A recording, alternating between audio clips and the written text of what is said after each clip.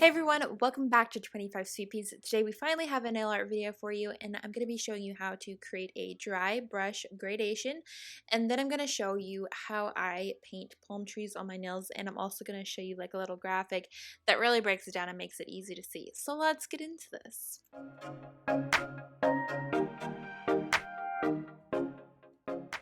First up, we're going to go over the polishes that I will be using. This one is called Smore, and this is from the latest painted Phalanges collection called Legends Never Die, which I posted earlier this week. Now we have L7 Weeeenie, and this again is all from that. All of these main polishes that I'm going to be using are actually from that. The pink is called You Little Pervert, and then the last one that we're going to look at in a minute is called You're Killing Me Smalls. In addition to using these polishes, I will be using black acrylic paint and just an old craft brush for the details. And I'm going to top everything off with a matte top coat at the end, and I am using the Hansen Miracle Gel matte top coat.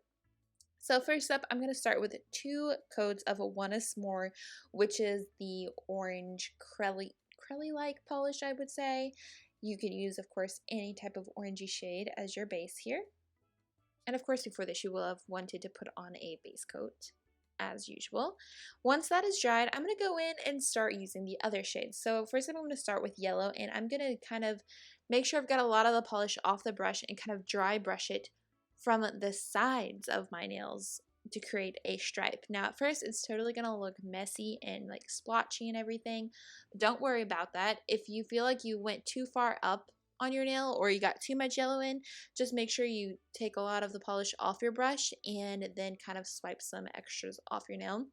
And then if you need to, you can go back in with your base color, like in my case the orange, and you can add a little bit more to the top and kind of meld the 2 shades together.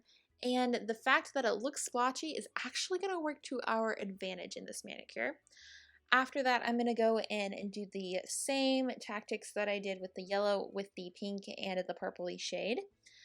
And the great part about this is that doing this dry brush kind of method with these jelly-like sheer polishes, you're going to create layers and you're going to kind of see the colors through each other, which is going to kind of give you a sunset-like look, and also including some clouds in a sunset. So whenever you see a cloudy sunset, sometimes they're the most beautiful ones because you get all the different colors reflecting in the shapes of the clouds. And I personally love that. It makes for such a neat composition to do as an art, but it's also really pretty to see in person.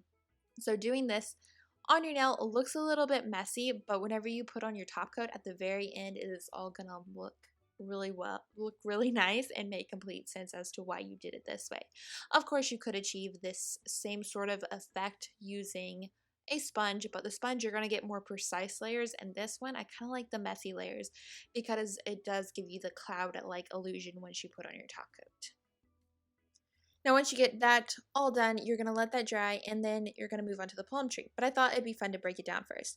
So first you're going to start with your main trunk of the tree, and then you're going to add on 4 palm fronds.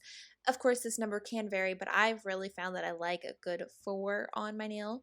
Once I have done that, as you can see, I've got that base on, and I'm going to start putting the leaves on them, and I'm going to do the bottom layer first, angling them downwards.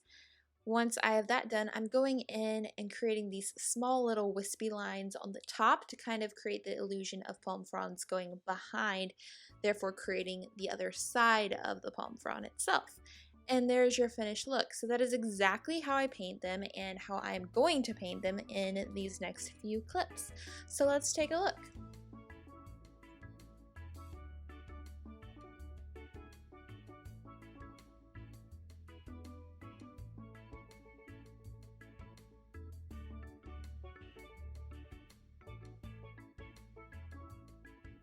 Throughout your whole manicure, you can put more than 1 on your nail if you want, but every few nails, I definitely like to have 1 in the middle that's kind of the center of attention for the whole manicure, and that is what I'm showing you here.